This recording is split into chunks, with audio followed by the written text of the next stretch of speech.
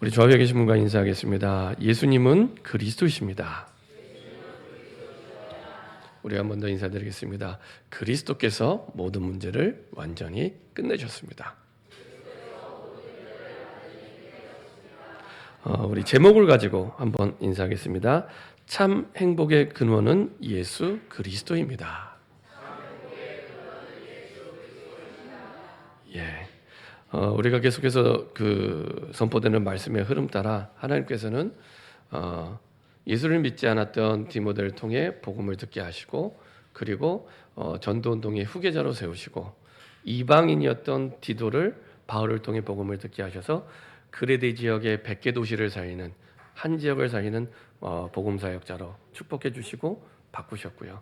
그리고 죄를 짓고 도망간 사람이었던 오네시모 노예를 하나님은 복음을 듣게 하셔서 그리스도의 제자가 되게 하시고, 바울의 중요한 제자가 되게 하셔서 한 지역을 책임지는 목회자가 되게 하셨습니다. 복음이 들어가는 곳마다 하나님은 모든 것을 바꾸셨고, 복음이 들어가는 곳마다 하나님의 나라가 임하게 하셨고, 복음이 들어가는 곳마다 하나님은 하늘의 능력으로 사람을 바꾸고 환경을 바꾸고 현장을 바꾸셨습니다. 이것은 사람이 한 일이 아니기 때문에 지금도 하나님이 살아계시고 역사하신다면 우리도 똑같은 응답과 역사를 체험하게 됩니다.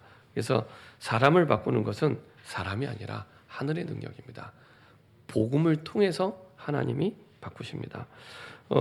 지난주에 우리가 그리스도의 제자 오네시모라는 말씀을 들었는데, 지난 주간에 후배가 이렇게 그 간증 영상 하나 이렇게 보내줬어요. 어떤 래퍼 가수가 이제 그 하나님을 만난 간증입니다. 근데 그 가정을 보니까 그 오네시모만큼이나 참 어려웠겠구나, 힘들었겠구나, 이렇게 생각이 들더라고요. 보니까 이 래퍼 가수의 어린 시절은 이게 알코올 중독인 아버지 때문에 완전히 무너져 있었습니다. 이 알코올 중독인 아버지 때문에 늘 싸우고, 그 다음에 폭력을 행사하고, 그리고 어려움을 당하는. 그리고 이제 학교를 다니면서 테니스를 잘 쳤던 것 같아요. 그래서 전국체전에도 나가서 입상을 하고 이런 테니스 선수 생활을 하게 됩니다. 근데 이 운동부에 들어가는데 또 코치로부터 계속 폭력을 당합니다. 가는 곳마다 폭력이 끊이지 않는. 결국에는 또 이제 운동을 그만두고 이제 학교를 다니는데 이제 삐뚤어지기 시작하죠. 나중에 일진 친구들을 사귀게 됩니다. 거기서도 또 집단 폭행을 당합니다. 그러니까 어렸을 때부터 끊임없이 계속 폭력과 어려움과 이 고통 속에 살아가게 됩니다. 결국에는 이제 학교도 못 마치고 자퇴를 하게 되죠. 그래서 좋아하던 음악을 시작했는데, 그 좋아하는 음악을 시작하면서 이제 알았던 다른 이제 가수 오빠로부터 이제 마약을 하게 됩니다. 마약을 알고 한 게 아니라 이제 진통제라고 속여서 늘 몸이 아팠거든요. 그러니까 진통제를 속여서 이제 마약을 하게 되는데, 그때부터 이제 본인의 의사와 의지와 상관없이 이제 완전히 이제 마약 속으로. 그것도 처음 접하는 게 마약이 펜타닐이었어요.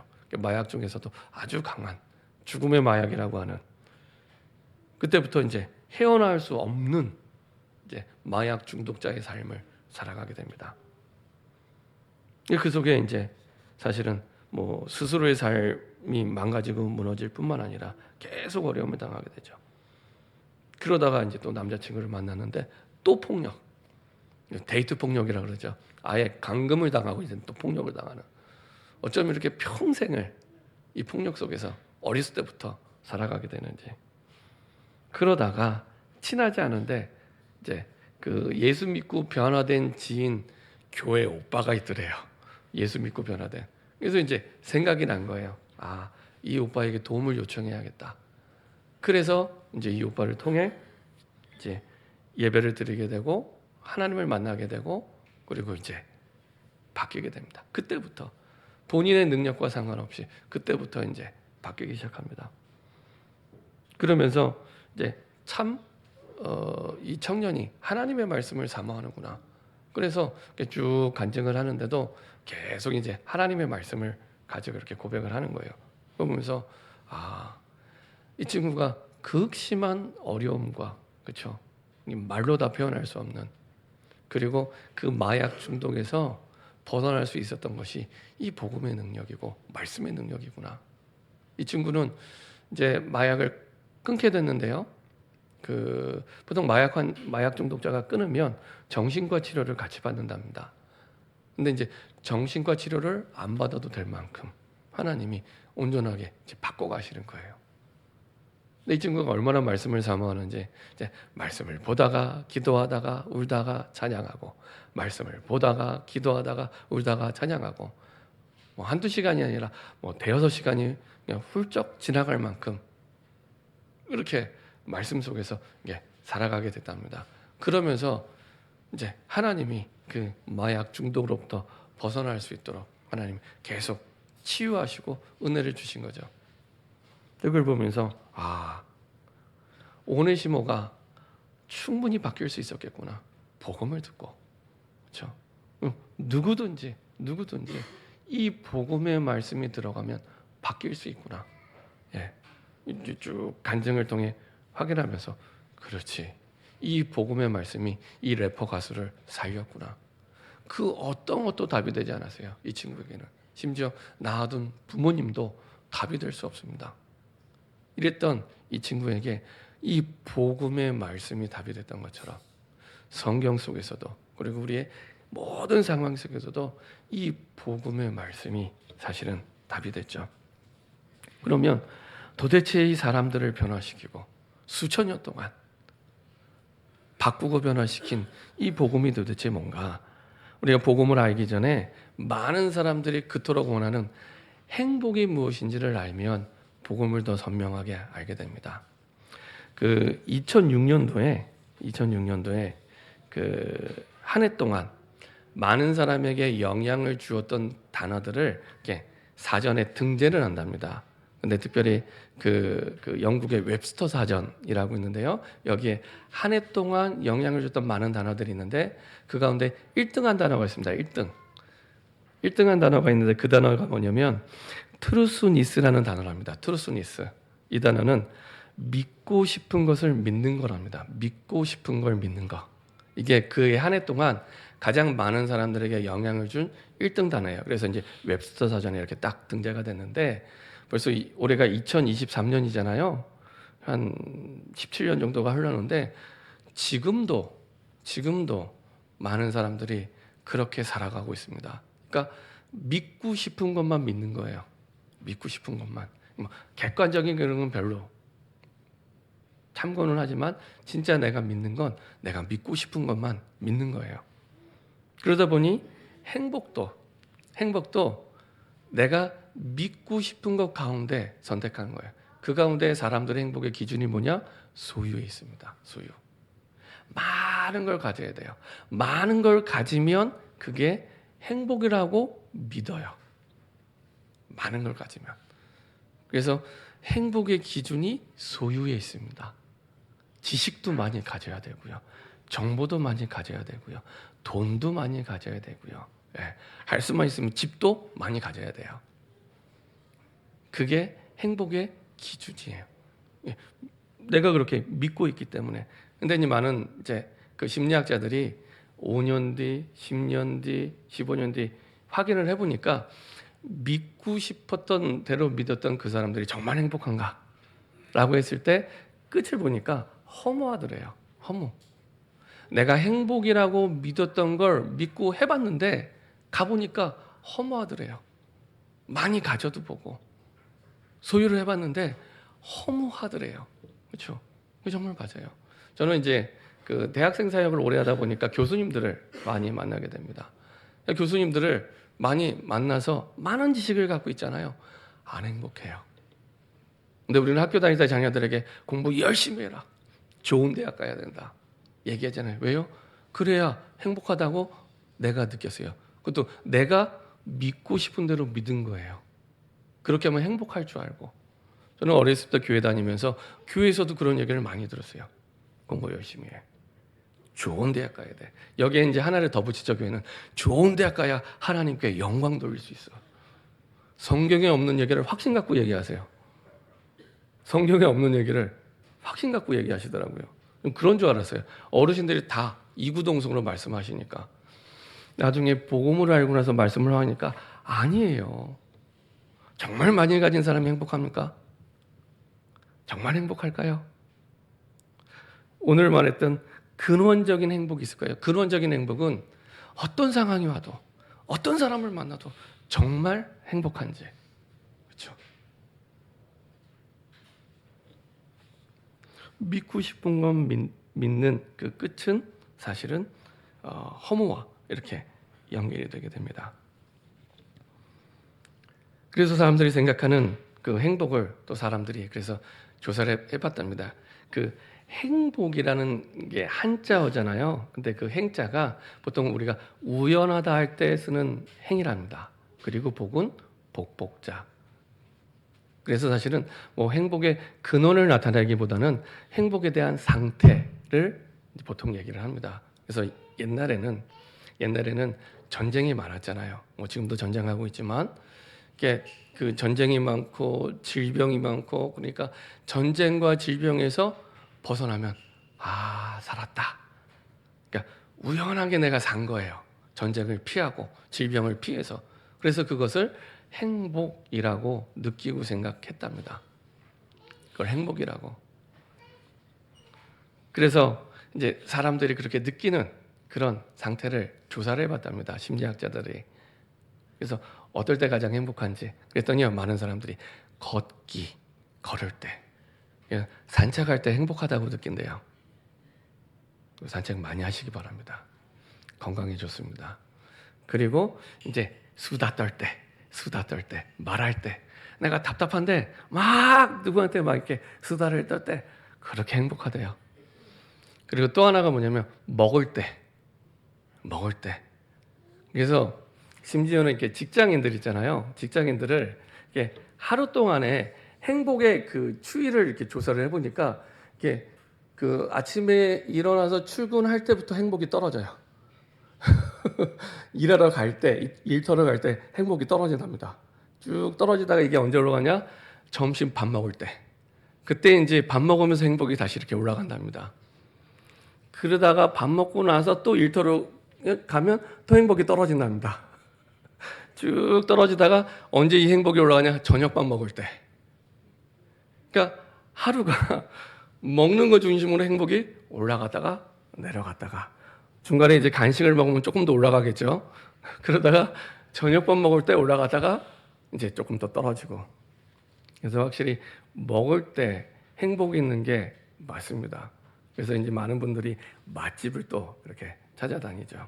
그러니까 걸을 때, 그 다음에 수다 떨 때, 말할 때, 그 다음에 이제 그 먹을 때. 그래서 이 세 가지를 합친 게 하나 있답니다. 그게 요때가 또 가장 행복하답니다. 요 세 가지 합친 게 여행이랍니다. 여행. 걷기도 하고 먹기도 하고 수다도 많이 떨고. 그래서 여행 가면 행복 지수가 좀 이렇게 많이 높아진답니다. 이게 이제 행복의 기준이라면 오늘 보았던 성경의 이 안전뱅이는 진짜 불행하잖아요. 일단 걸을 수 없어요. 그것도 나면서 안전뱅이에요. 이 뒤에 말씀을 보면 나면서 안전뱅이에요. 걸을 수가 없어요. 그럼 자기의 불행을 두고 이쁘고 예쁘고 좋은 말이 나갈까요? 계속 원망, 불평, 고통. 그 말을 계속 하겠죠. 남의 도움 없이는 구걸도 할 수가 없어요. 누군가 도와줘야 집에서 성전 미문까지 올 수 있어요. 그리고 뭐 먹는 걸 온전히 먹었겠습니까? 구걸을 해야 먹을 수 있는데요. 그러니까 늘 이 안전뱅이는 불행의 연속입니다. 많은 사람들이 자기가 믿는 행복을 따라 돈을 주죠. 이 안전뱅이에게는 돈을 주어야 행복하다고 생각을 했기 때문에 물론 돈이 필요합니다. 근데 행복의 근원은 아니죠. 못 바꾸는 거죠. 그리고 누군가 데려다 줘야 돼요. 그래야 구걸할 수 있으니까. 이거를 그래도 이제는 행복해야 되니까 도와준 거죠. 근데 이 안전뱅이를 근원적으로 행복하게 할 수 없는 거예요. 그러다가 베드로가 먼저 행복의 근원이 어디서 오는지를 확인하고 확신하고 자기가 성경대로 믿는 행복의 근원을 얘기해 줍니다. 그게 바로 이 사도행전 3장 6절입니다. 사도행전 3장 6절 같이 한 목소리 합독하겠습니다. 베드로가 이르되 은과 금은 내게 없거니와 내게 있는 이것을 내게 주노니 나사렛 예수 그리스도의 이름으로 일어나 걸으라 하고, 베드로가 이르되 은과 금은 내게 없거니와, 안진뱅이도 행복의 기준을, 믿고 있는 행복의 기준을 뭐라고 했냐? 은과 금. 그렇죠? 알고 얘기한 겁니다. 너도 은과 금이 행복의 기준이지? 라고 알고 얘기한 겁니다. 은과 금은 내게 없거니와 내게 있는 이것을 내게 주노니, 진짜 행복의 근원이 있어 라고 답을 얘기해 줍니다. 그 답이 뭐냐? 나사렛 예수 그리스도의 이름. 그것도요, 확실하게 얘기하기 위해서 나사렛을 붙였어요. 나사렛은 그 당시에 좋은 동네가 아닙니다. 좀 이렇게 비천하게 잘 못 살고 어려운 동네. 알고 얘기합니다. 그 나사렛에서 태어난 예수, 그 예수 그리스도가 행복의 근원이라는 걸 알고 그 이름을 얘기하죠. 이 이름을 통해 일어나 걷게 됩니다. 로마서 1장 16절 17절에 하나님의 능력이 나타난 거죠. 우리 한번 확인해 보겠습니다. 로마서 1장 16절 17절.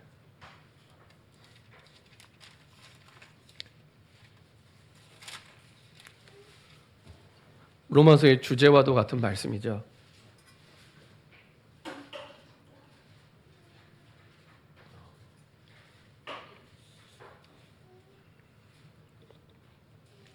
로마서 1장 16절 17절입니다. 같이 한 목소리로 합독하겠습니다. 내가 복음을 부끄러워하지 아니하노니 이 복음은 모든 믿는 자에게 구원을 주시는 하나님의 능력이 됨이라. 먼저는 유대인에게요 그리고 헬라인에게로다. 복음에는 하나님의 의가 나타나서 믿음으로 믿음에 이르게 하나니 기록된 바 오직 의인은 믿음으로 말미암아 살리라 함과 같으니라. 내가 복음을 부끄러워하지 않으니 이 복음은 모든 믿는 자에게 구원을 주시는 하나님의 능력이 됨이라.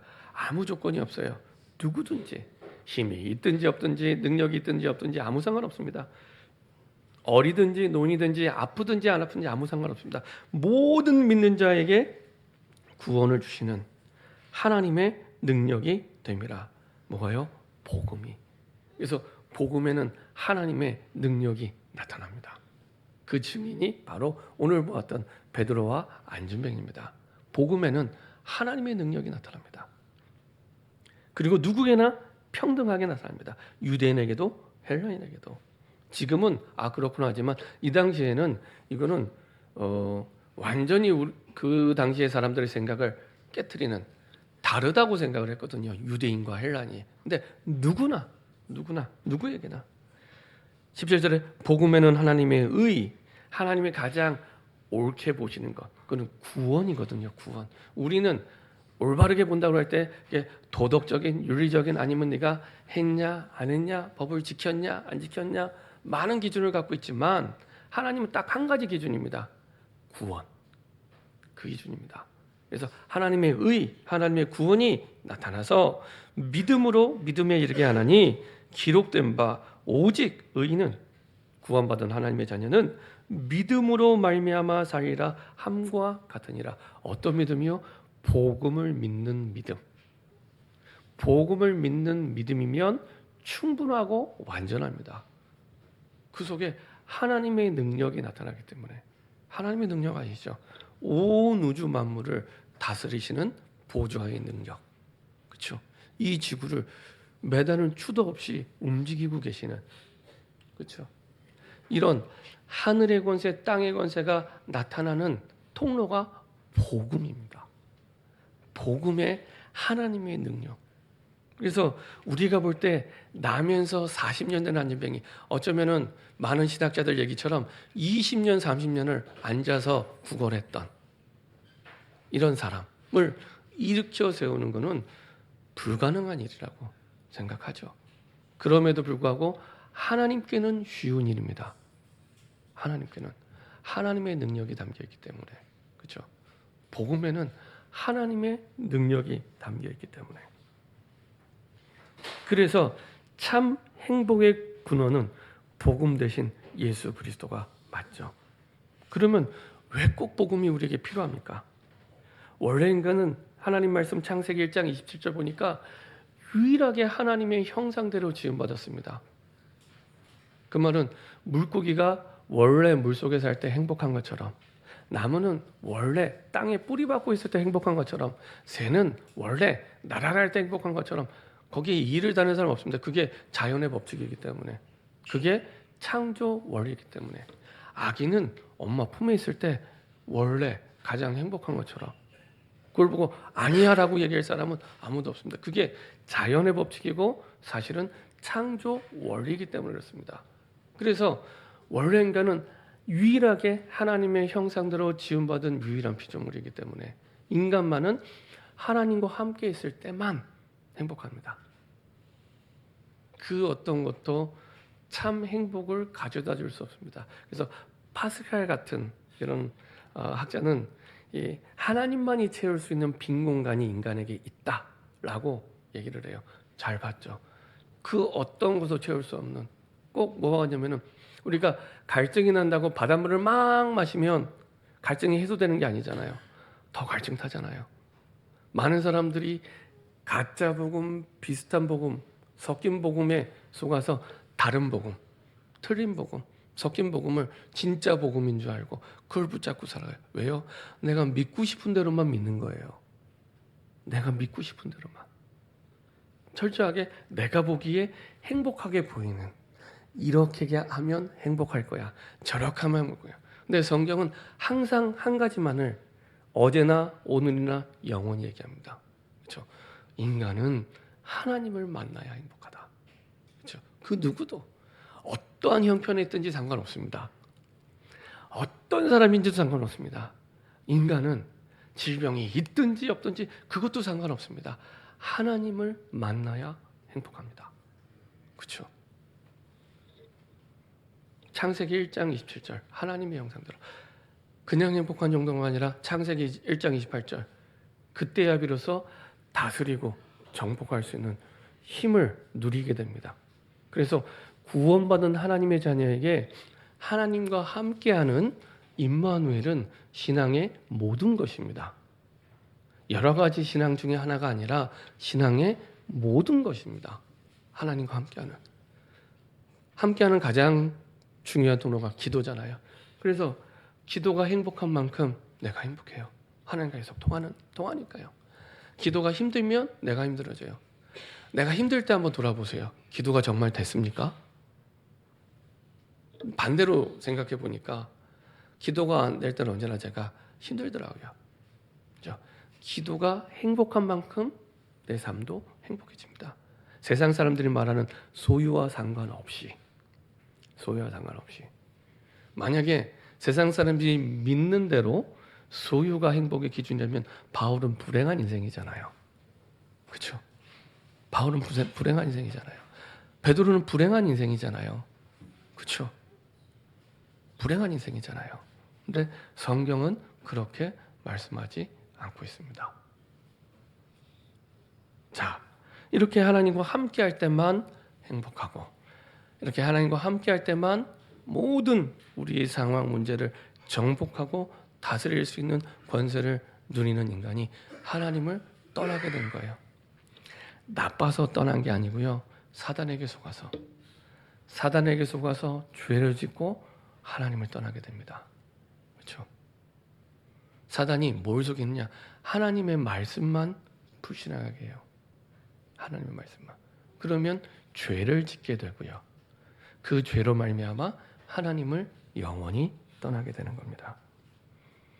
하나님을 떠난 인간은 이제 하나님을 떠난 인간의 그 상태 속에 살아가게 되죠. 어떤 상태입니까? 이게 하나님을 떠난 사람의 인생 스토리인데요. 일단은 신분이 하나님 자녀에서 마귀 자녀가 됩니다. 그렇죠? 내가 주인인 것처럼 주인 노릇하지만 사단이 내 인생에 왕 노릇을 하기 시작합니다. 하나님 말씀 요한복음 8장 44절 한번 보도록 하겠습니다. 요한복음 8장 44절입니다.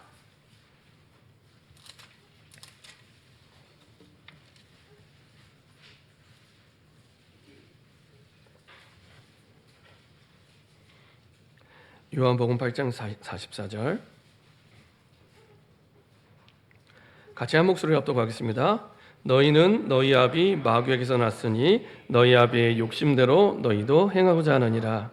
그는 처음부터 살인한 자요 진리가 그 속에 없으므로 진리에 서지 못하고 거짓을 말할 때마다 제 것으로 말하나니 이는 그가 거짓말쟁이요 거짓의 아비가 되었습니다. 하나님을 떠난 너희는 너희 아비 마귀에게서 났으니 너희 아비의 욕심, 그 마귀의 욕심대로 행하는 거예요. 나는 나 중심으로 내가 믿는 대로 살아가는 것처럼 보이는데 그 뒤에 누가 있냐? 사단. 우리를 마귀 자녀 삼은 그 사단이 우리를 계속 그 마귀의 욕심대로 행하게 하죠. 그는 처음부터 살인한 자요. 그렇죠? 아담아의 생명을 떠나가게 만들었던 진리가 그 속에 없으므로 복음이 그 속에 없으므로 진리에 서지 못하고 복음에 서지 못하고 거짓을 말할 때마다 제 것으로 말하나니 이는 그가 거짓말쟁이요 거짓의 아비가 되었습니다. 할 수 있는 건 딱 하나, 저 여러분들에게 속이는 것만 할 수 있습니다. 속이는 것. 계속 거짓말해요. 어떻게 해요? 가짜 복음을 자꾸 갖다 줘요. 이렇게 해야 행복해. 저렇게 해야 행복해. 이렇게 해야만 돼. 우리는 하나님의 말씀이 없으면 100%가 아니라 200% 속아요. 왜요? 나는 내가 믿고 싶은 대로만 믿는 거예요. 그 끝이 허무라는 걸 모르고 계속 가는 겁니다. 전혀 몰라요. 언제까지요? 말씀을 깨달을 때까지. 눈치를 못 채요. 거짓의 아비에 속고 있는 것도 몰라요. 한참 뒤에 깨닫게 됩니다. 한참 뒤에. 그렇죠? 거짓의 아비. 속이죠. 그러면서 다른 걸 섬기게 만듭니다. 우상 숭배하게 되죠. 에베소서 2장 2절 한번 보도록 하겠습니다. 신약성경 에베소서 2장 2절입니다. 에베소서 2장 2절입니다. 에베소서 2장 2절입니다.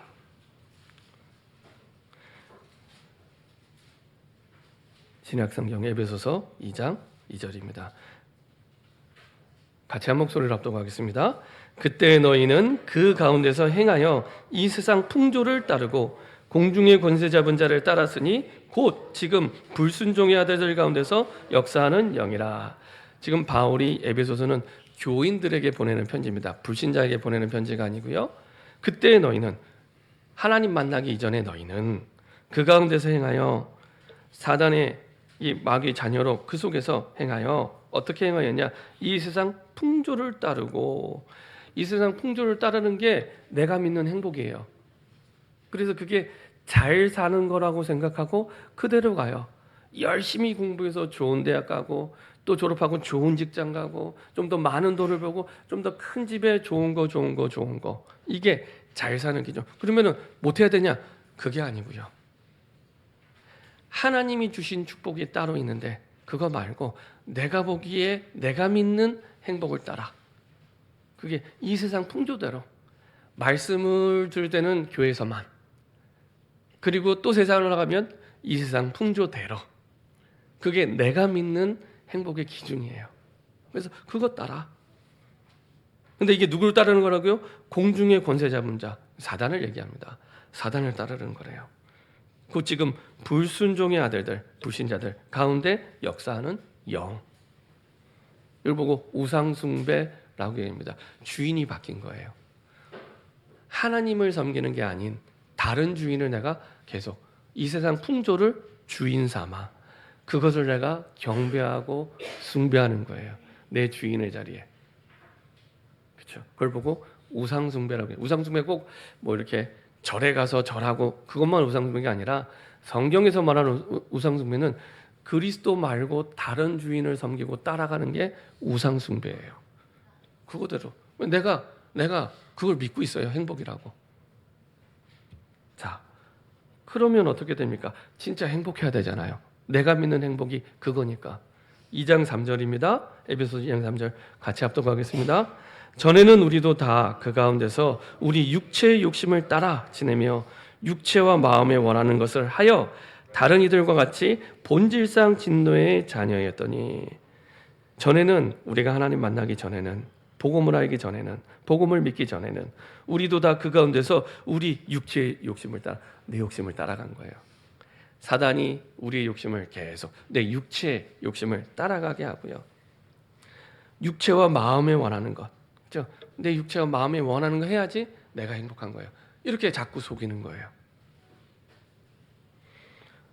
육체와 마음에 원하는 것을 하여 다른 이들과 같이 본질상 진노의 자녀였더니, 이게 진노를 피할 수 없는, 진노가 본질인 인생을 살아가게 됩니다. 진노, 우리가 해결할 수 없는 저주재앙을 진노라고 얘기하는데 이게 본질인 인생을 살아가게 됩니다. 본질은 영원히 안 바뀌는 겁니다. 그게 본질입니다. 근데 진노가 본질인 인생을 따라가면서 하는 거예요. 행복이 본질이 아니고 진노가, 나는 내가 원하는 대로 내 육체대로 하면 행복할 줄 알았는데 이제 내가 믿는 행복, 그게 아니라는 겁니다. 본질이 진노의 자녀로 살아가게 되는 겁니다. 그래서 정신적인 고통이 계속 와요. 마태복음 11장 28절 보니까 행복하려고 내가 믿는 대로 최선을 다해서 노력을 했는데 무거운 짐을 계속 지고 가는 거예요. 짐이 좀 내려놔줘야 되는데 자꾸만. 저는 지금도 잊혀지지 않는 게, 전에 서울대학 조교로 있는 이제 석사 과정에 있는 친구가 이제 교수 수련회를 할 때 이렇게 본인이 이제 간증을 하더라고요. 간증을 하는데 그 얘기를 하더라고요. 본인이 이제 본인 현장에 있는 박사 과정에 있는 학생 얘기를 하는 겁니다. 어느 날 이렇게 인터넷에 이렇게 글을 올렸는데 그런 내용을 올린 거예요. 내 인생은 브레이크 없는 인생을 달려가는 것 같아요. 브레이크 없는 인생. 뭔가 막 달려왔대요. 막 달려서 서울대 들어가고, 그리고 서울대에서 석사도 하고 박사도 하고, 아버지도 서울대, 엄마도 서울대, 삼남매인데 다 서울대. 진짜 행복한 인생이겠죠. 근데 본인은 행복이 없는 거예요.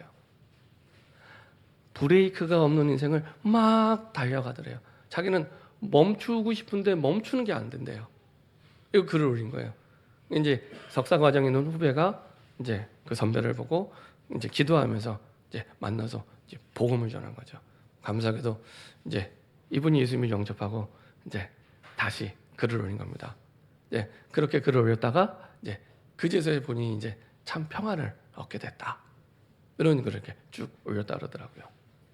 많은 사람들이 내 상황을 바꿔보고 싶고 변화시켜보고 싶을 때 내 마음대로 안 되는 거예요. 브레이크가 없는 차를 타고 가는 것처럼. 그래서 수고를 많이 하는데 무거운 짐을 계속 지고 가는 거죠. 그때 예수님이 말씀하십니다. 수고하고 무거운 짐진 자들아 다 내게로 오라, 내가 너희를 쉬게 하리라. 그냥 오래요. 예수님께 오면 된대요. 문제를 해결하러 오라고 말씀 안 하세요. 그냥 오래요. 그냥 가면 돼요. 그냥 가면 돼요. 어떤 목사님이 자살을 하고 싶어 하는 사람과 이렇게 상담을 했는데 그 사람이 그런 얘기를 하더래요. 너무 죽고 싶다고. 근데 왜 이렇게 죽고 싶냐? 어떤 때 그런 죽고 싶은 마음이 드냐? 이런 얘기를 했더니 사는 게 너무 힘들대요. 사는 게 힘들어서 어느 순간에는 죽는 게 쉽겠구나. 사는 게 너무 어려우니까 죽는 게 쉽겠구나. 그런 얘기를 하더래요. 그래서 그 목사님이 그런 얘기를 하셨다 그러더라고요. 그 죽는 것보다 더 쉬운 게 있다. 예수 믿는 거다. 네, 그런 얘기를 했다고 합니다. 그러니까 많은 사람들이 죽지 못해 사는 데를 살아가고 있는데 답이 없으니까. 근데 그거보다 더 쉬운 게 예수 믿는 거랍니다. 아무 조건 없이 오기만 하면 되는 거예요. 누구나 믿고 참의 복을 누릴 수 있도록. 정신적인 고통은 거기서 끝나지 않고 우리 육신과 연결이 됩니다. 그래서 심리학자들도 그런 얘기해요. 그냥 육신만 있는 게 아니라 마음이 같이 있다. 그래서 이제 실험을 했답니다. 실험을 했는데 보통 우리가 이렇게 어떤 이제 공감이 되는 얘기를 하면 고개를 끄덕끄덕 이렇게 하잖아요. 끄덕끄덕. 그래서 이제 사람들에게 얘기를 하면서 이제 일부러 고개를 끄덕끄덕끄덕하게 하는 실험을 했답니다. 그래서 이렇게 하는 사람들과 이렇게 하는 사람들과 해서 나눠서 실험을 했는데 똑같은 얘기를 했는데 고개를 끄덕끄덕하는 사람들이 훨씬 더 많이 공감을 하더래요. 그러면서 하는 말이 우리 몸이 우리 마음도 영향을 주는구나. 우리 보통 마음이 몸을 영향 주는 이해를 많이 하지만 반대는 이해를 잘 못하거든요. 근데 양쪽 다. 그래서 연결되어 있다는 겁니다. 그래서 우리 마음이 무너지면 몸도 무너지기 시작합니다. 우리 육신도 고통을 당하게 되고요. 그래서 나중에는 반드시 죽지 못해 사는 인생을 살다가 영원한 죽음을 맞이하게 되죠. 점쟁이가 아니더라도 누구나 확실하게 맞힐 수 있는 미래, 언젠가 모든 사람에게 죽는 그날은 오게 됩니다. 태어나는 건 순서대로 태어나지만 죽는 데는 순서가 없습니다. 히브리서 9장 27절 한번 보도록 하겠습니다.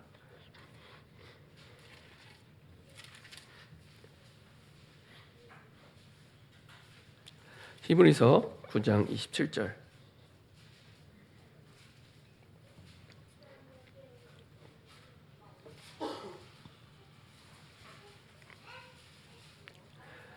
다 같이 한 목소리로 히브리서 9장 27절 보도록 하겠습니다. 한 번 죽는 것은 사람에게 정해진 것이요 그 후에는 심판이 있으리니. 그렇죠? 정해져 있습니다. 누가 뭐래도 정해져 있습니다. 근데 살아있을 동안에만 구원의 기회가 있습니다. 하나님을 만나면 천국을 가는 것이요 하나님을 만나지 못하면 지옥 같은 삶을 살다가 영원한 지옥에 갑니다. 그래서 어떤 목사님은 지옥 연습하다가 영원한 지옥 간다고도 얘기를 하시더라고요. 그래서 지옥 같은 삶을 살다가 영원한 지옥으로. 이것이 이걸로 죽음으로 끝나는 게 아니고요. 그 영적 유산이 그대로 되물린답니다. 우리 자녀들에게. 자, 출애굽기 20장 4절, 5절, 6절 한번 보도록 하겠습니다. 출애굽기 20장 4절, 5절, 6절입니다.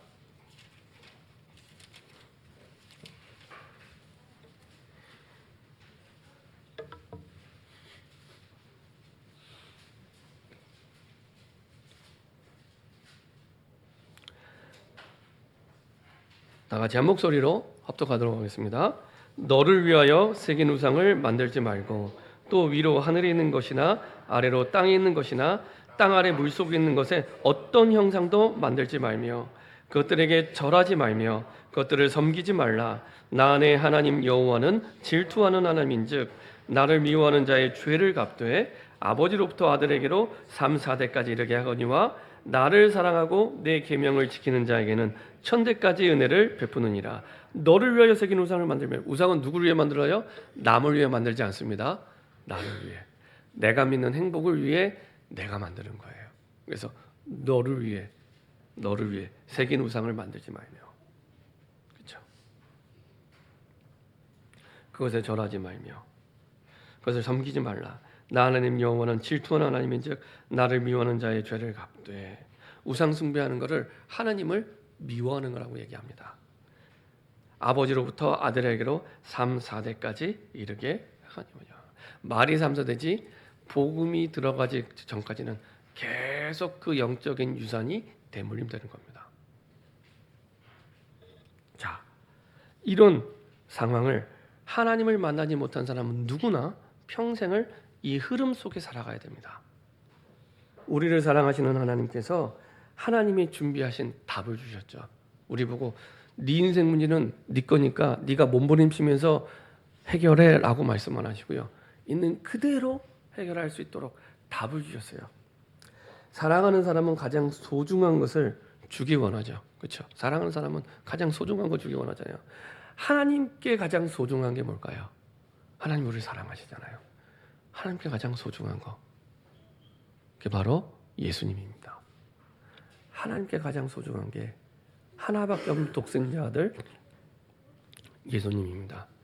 그래서 요한복음 3장 6절에 하나님이 세상을 이처럼 사랑하사 독생자를 주셨으니 이는 저를 믿는 자마다 멸망치 않고 영생을 얻게 하려 함이라.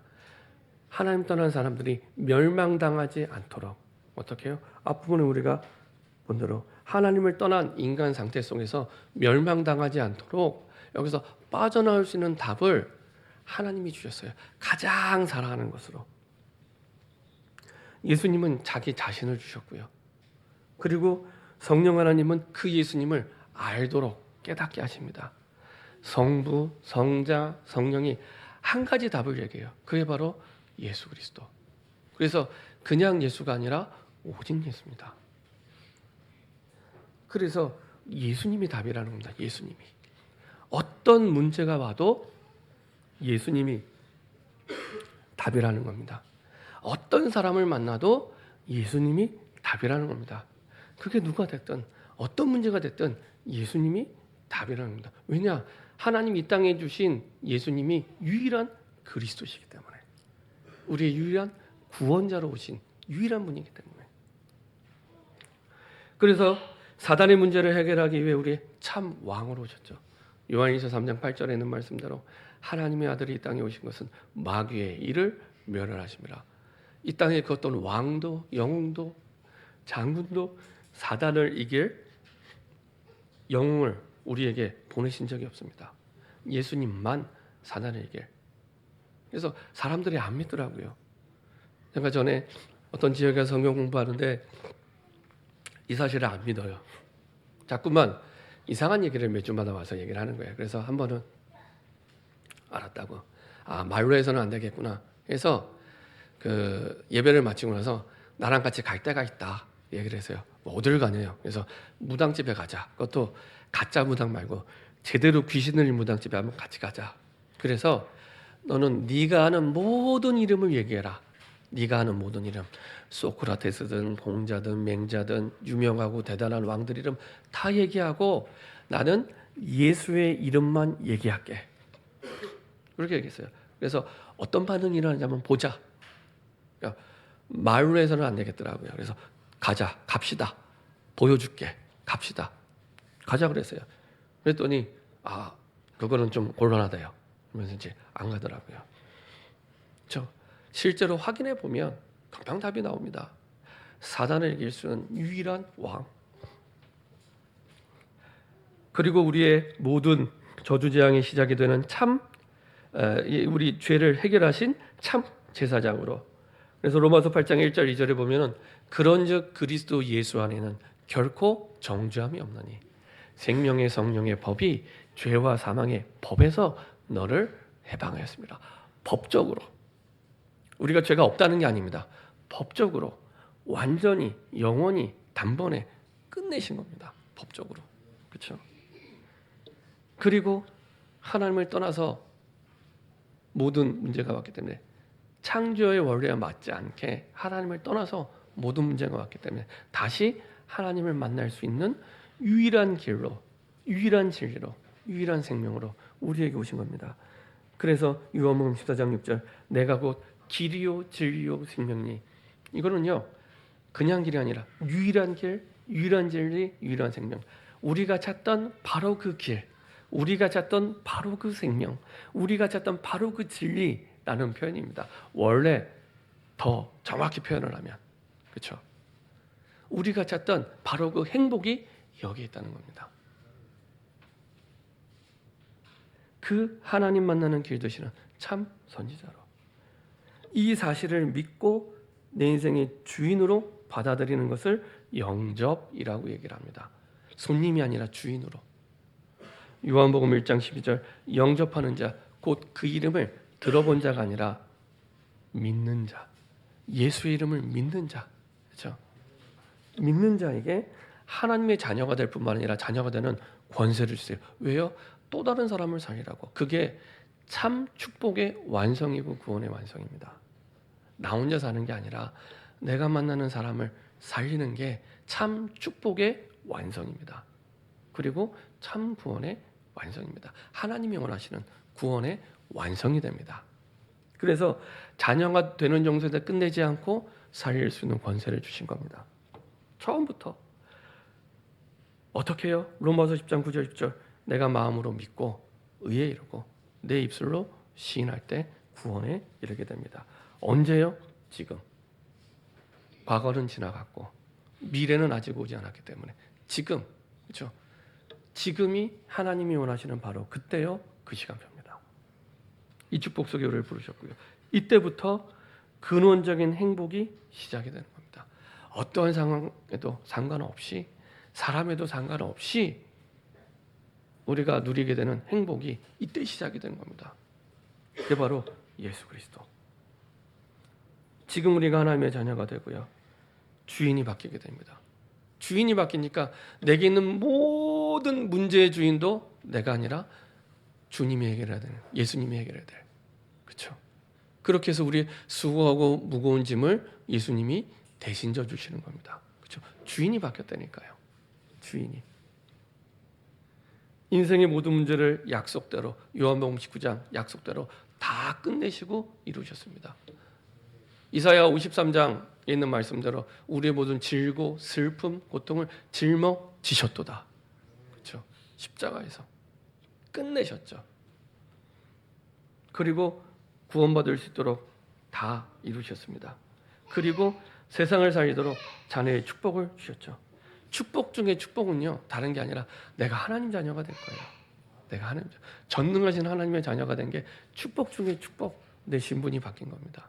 이제는 망할래야 망할 수 없는, 고린도전서 3장 16절에 있는 말씀대로 너희가 하나님의 성전인 것과 하나님의 성령이 너희 안에, 너희 속에 계신 것을 알지 못하냐.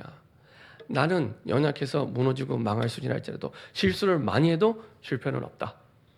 하나님께서 완전히 끝내시고 우리를 자녀 삼아주신, 성전 삼아주신 겁니다. 엄청난 축복이죠. 그리고 이제는 내가 내 인생을 몸부림치며 사는 게 아니라 주인이 생긴 겁니다. 양들에게는 목자가 있는 것처럼 주인이 생긴 겁니다. 그래서 성령의 인도받으면 되도록 모든 것을 알게 하시고 깨닫게 하시고, 요한복음 14장 27절, 여러 가지 문제가 많은데, 상황이 많은데, 사람도 많은데 그것과 상관없는, 세상에 줄 수 없는 평안을 주세요. 예수의 이름으로. 그렇죠? 그리고 하나님은 하나님 자녀의 기도에만 응답 주십니다. 기도 응답 받을 수 있는, 내가 예수 이름을 부르기만 하면 돼요. 쉽죠? 부르기만 하면 돼요. 부르기만 하면 돼요. 어떤 문제가 와도 부르기만 하면 돼요. 예수의 이름. 그러면 예수의 능력과 권세로 반드시 역사하십니다. 그리고 예수 이름을 부를 때마다 흑암이 무너지게 하죠. 우리를 속이고 무너지게 하는 흑암이 무너지고요. 우리가 예수 이름을 부를 때마다 천사가 우리를 돕고요. 천군 천사가 예수의 이름으로. 우리가 기도하고 누릴 때마다 천국 시민권을 누리게 돼요.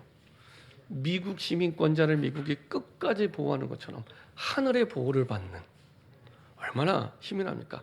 하늘의 보호를 받는, 대통령 백만 해도 어깨 힘들어갈 텐데 하늘의 백을 가진 사람으로 하나님이 살아가게 하십니다.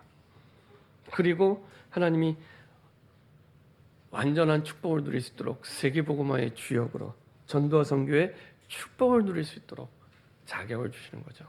그렇죠? 이런 완벽한 축복이 근원적인 행복을 누릴 수 있는 자녀가 됩니다. 자, 우리 시간에 한번 기도하겠습니다. 참 행복의 근원 되신 예수 그리스도 알았다면 다시 한번 우리 믿음의 고백을 하면서 다시 한번 확신하는 시간이 되고요. 이전에 내가 몰랐다면 다시 한번 내가 예수님을 그리스도로 고백하면서 확신하고 주인으로 고백하는 이런 시간을 갖도록 하겠습니다. 자, 저를 따라서 한마디씩 기도하면 좋겠습니다.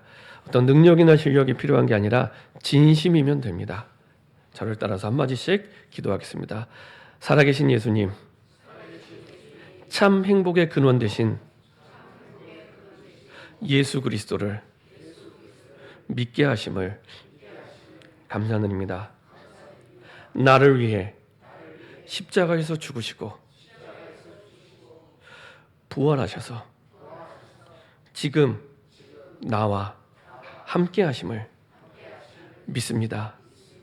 예수님만 나의 구원자, 예수님만 나의 그리스도, 예수님만 나의 하나님 되신 줄 믿습니다.